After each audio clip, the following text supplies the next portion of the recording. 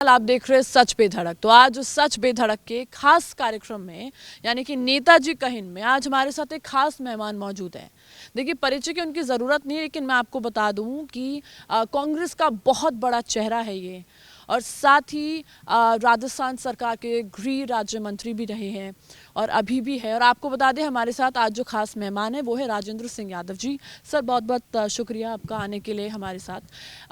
Sir, चुनाव को लेकर हम बात करेंगे, लेकिन जनता ये जानना चाहती है, क्योंकि आप एक बहुत बड़े लीडर है, एक बहुत बड़े बिजनेसमैन रहे हैं।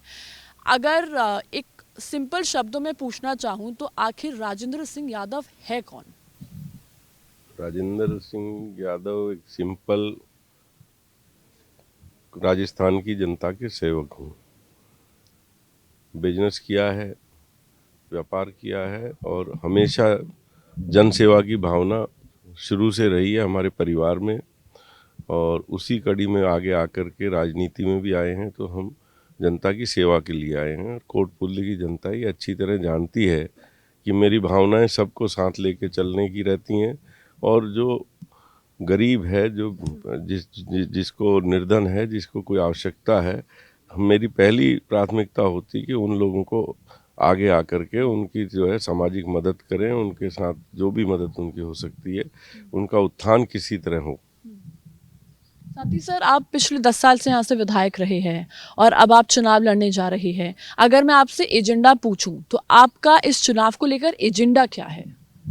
देखिए, जनता के आशीर्वाद से 2013 में मुझे विधानसभा आने का मौका मिला। मैंने लगातार जनता की सेवा की है, और कोटपुतली के और राजस्थान के जो मुद्दे थे उनके ऊपर लगातार विधानसभा में और बाहर भी सरकार को घेरा है, और बहुत सी चीज़ों मुद्दों के ऊपर सरकार सहमत भी हुई है। जैसे हमारे यहाँ कस्टोडियन का मामला था, वो मैंने 2013 के बाद जब विधानसभा में उसको रखा, तो उसके ऊपर काफ़ी बहस हुई और अंत में उसके लिए कानून बना, और आज मेरे यहाँ उस कानून के तहत 1000 से ऊपर परिवारों को जो है उनकी ज़मीन जो है उनके नाम चढ़ी है, और आगे कुछ और जो ज़मीनें रह गई हैं जिनमें कुछ टेक्निकल दिक्कतें थी, वो भी आने वाले टाइम में उनके नाम चढ़ जाएंगी। आपके पास गृह मंत्रालय रहा है, लॉ एंड ऑर्डर की अगर हम बात करें सर, तो उसकी स्थिति को लेकर क्या है? क्योंकि कहीं ना कहीं विपक्ष की ओर से हमेशा निशाना रहा है कि कांग्रेस की सरकार में महिलाओं की सुरक्षा नहीं रही है, क्राइम रेट बहुत बड़ा है। अगर आपकी सरकार आती है और आप इस क्षेत्र में आते हैं तो महिलाओं के लिए आप स्पेसिफिकली क्या करेंगे? देखिए, सबसे पहले तो ये जो बातें कर रहे हैं कि ग्राफ बढ़ा, कहीं पर भी ग्राफ नहीं बढ़ा। ये ज़रूर है कि हमने सब जगह थानों में भी और एसपीज़ को ये ऑर्डर करा माननीय मुख्यमंत्री जी ने कि कोई भी एफआईआर लिखवाना चाहता है तो उसकी एफआईआर हर हालत में दर्ज होनी चाहिए। अगर दर्ज नहीं होती है तो उस थाने के एसएचओ के खिलाफ कार्रवाई की जाएगी। इस कारण एफआईआरें बढ़ी, मगर मैं कहना चाहूँगा कि 156(3) में जो मुकदमे आते थे वो लगभग जो है 80% घट गए। दूसरी बात कि जो हमने अनुसंधान जो पहले 129 दिन, 123 दिन और 150 दिन तक होते थे, वो अनुसंधान घट के 73 दिन में आज हम लोग चार्जशीट पेश कर रहे हैं। और कानून व्यवस्था की अगर बात करें तो आज राजस्थान में अपराधी भय खाता है। सर, अगर आप ये चुनाव जीतते हैं तो आप जनता के लिए, जो कोटपुतली की जनता है, उनके लिए क्या करेंगे? और साथ ही अगले 5 साल का आपका क्या विजन है? देखिए, सबसे पहले 2018 में हमारा उद्देश्य था कि कोटपुतली जिला बने। माननीय मुख्यमंत्री का मैं बार बार धन्यवाद कहूँगा कि उन्होंने कोटपुतली को जिला बनाया। कोटपुतली में बड़ी आवश्यकता थी बाईपास की, बाईपास बना। यहाँ सीवरेज की बड़ी आवश्यकता थी, सीवरेज यहाँ डल रही है। और एक सबसे बड़ी जो यहाँ थी वो कानून व्यवस्था। तो हमने यहाँ अभी महिला थाना भी खोल दिया है, और इसके साथ साथ कानून व्यवस्था ही, क्योंकि बॉर्डर का एरिया था, बहुत चौक चाबंद हमारी रही है। पिछले 5 साल के अंदर यहाँ जो है अपराध का जो है ग्राफ गिरा है।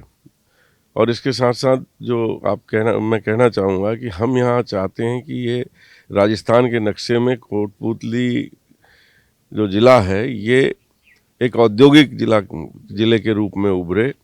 हमने यहाँ जो मिनी सचिवालय का जो सपना देख रहे हैं उसके लिए ज़मीन भी आवंटित हो गई है। उसके अंदर एक सुंदर सा जो है हम लोग पूरा एक ही छत के नीचे सारे ऑफिसेज ले जा करके, जिससे जनता को सुविधा रहे। सर आपने युवाओं की बात करी, आपके क्षेत्र में अगर हम बात करें एजुकेशन की, तो ऐसा पहले जो समीकरण था, सिनेरियो था, उसमें था कि यहाँ पे सिर्फ 9वीं तक का स्कूल था।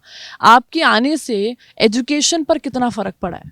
गांव में ये 8वीं 9वीं तक स्कूल होते थे, मगर हमारे पंचायत हेडक्वार्टर पे सब जगह 12वीं तक स्कूल हैं। इसके साथ साथ यहाँ पर कॉलेज हैं, LVS कॉलेज है, पाना देवी ऑलरेडी जो पिछले 25 साल से बाट जो रहा था PG क्रमोन्नत होने की, वो उसको हमने PG क्रमोन्नत करा दिया। हमारी विधानसभा में पांवटा तहसील आती है, पांवटा में ऑलरेडी हमने एक नया कॉलेज खोला है। इसके साथ साथ हमने यहाँ एग्रीकल्चर कॉलेज और वेटनरी कॉलेज दोनों का बिल्डिंग बन रही हैं, काम शुरू है। और एग्रीकल्चर कॉलेज तो हमारा जो है एक प्राइवेट बिल्डिंग के अंदर चल रहा है, और वो अगले 3-4 महीने में बिल्डिंग तैयार होती है, उसमें शिफ्ट हो जाएगा। सर सड़कें यहाँ पर मेजर इशू रहा है, लेकिन आपके आने के बाद सड़कें यहाँ पे चौड़ी की गई है। लगातार विपक्ष की तरफ से निशाना साधा गया है सड़कें चौड़ी करने पर भी। देखिए, हमने यहाँ पे 3 तो MDR बनाई हैं, जिससे हमारे गांव की कनेक्टिविटी सहज हुई है। हमने 4 लाइन भी यहाँ पे दी हैं 2, जिनसे कि जो आवागमन है और आसान होगा। शहर में इंक्रोचमेंट थी, जिसको खोला गया है।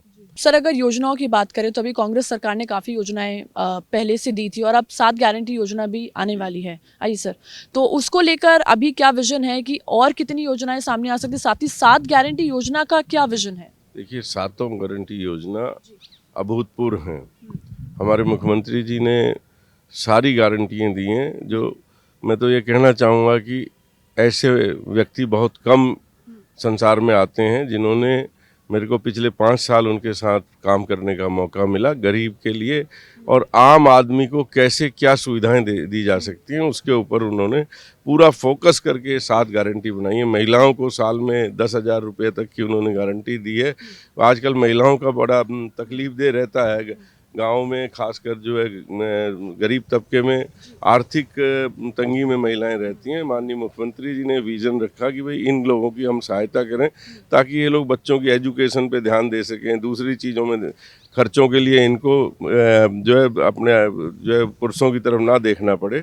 और उन्होंने इसको बहुत ही गहराई से सोचते हुए दिया। मैं इस चीज़ के लिए माननीय मुख्यमंत्री जी का बहुत बहुत आभार व्यक्त करता हूं कि इस महंगाई के ज़माने में ये बहुत बड़ी राहत है जनता के लिए। सर अब एक और सवाल, आखिरी सवाल मेरा आपसे ये है कि आपका शुरू से जब आप अपने एक यंग एज में थे, आपका हमेशा ये विजन रहा है कि आपको एक लीडर बनना था या एक बिजनेसमैन बनना था, या उसके अलावा भी आपकी कोई हॉबीज़ थी या कुछ ऐसा गोल था? देखिए, बचपन से मेरे अंदर एक था कि जो भी कुछ करें वो मन लगा के करें, अच्छे से करें। मैंने पढ़ाई की, तब भी अपने आप को कोशिश की कि मैं अच्छे से अच्छे चीज़ों को पढ़ सकूं। मैंने उसके बाद जब बिज़नेस शुरू किया, उसमें भी मैंने एक हमेशा ये रखा कि हम क्वालिटी और ईमानदारी से अच्छा काम करके दिखाएं। और उस समय मैं कहना चाहूँगा कि मैंने बहुत छोटे से शुरू करके और मैंने काफ़ी ऊपर इस चीज़ को लेके आया, और बहुत से मैंने बड़ी बड़ी कंपनियों से अवार्ड भी लिए हुए थे उस समय। इसके बाद राजनीति की अगर बात करें तो मेरा शौक़ था कि गरीबों की सेवा करना, एजुकेशन पे ध्यान देना। मेरे फादर साहब ने गांव में एक सन 1958 में, मेरे जन्म से 1 साल पहले, प्राइमरी स्कूल खुद बना करके गवर्नमेंट को दिया था। उसके बाद खुद उन्होंने उसको 12वीं तक क्रमोन्नत करा के दिया, जो 15 बीघा ज़मीन में मेरे पैतृक गांव ठाठवाड़ी खेतड़ी में है। और उसके बाद मैंने भी इसी शिक्षा को देखते हुए और बहुत सी जगह इन चीज़ों को किया।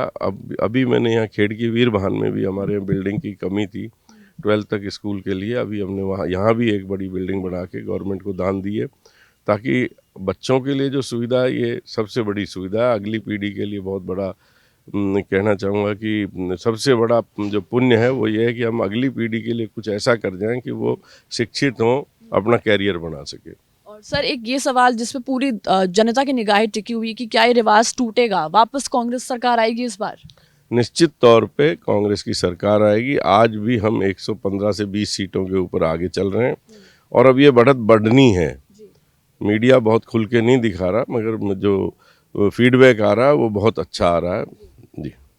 बहुत बहुत शुक्रिया सर, आपको बहुत बहुत शुभकामनाएं आपके चुनाव के लिए। जी सर, तो आपने देखा किस तरह से हमने राजेंद्र सिंह यादव जी से बात करी, उन्होंने अपनी तमाम राय रखी, आपको बताया कि उनके मुद्दे क्या है, अगले 5 साल का विजन क्या है, एजेंडा क्या है। साथ ही ये भी निश्चित तौर पे कहा कि इस बार कांग्रेस सरकार रिपीट हो सकती है, यानी होनी है रिपीट। लगातार देखिए नेताजी कहिन में आपको हम अलग अलग मेहमानों से मिलाते हैं।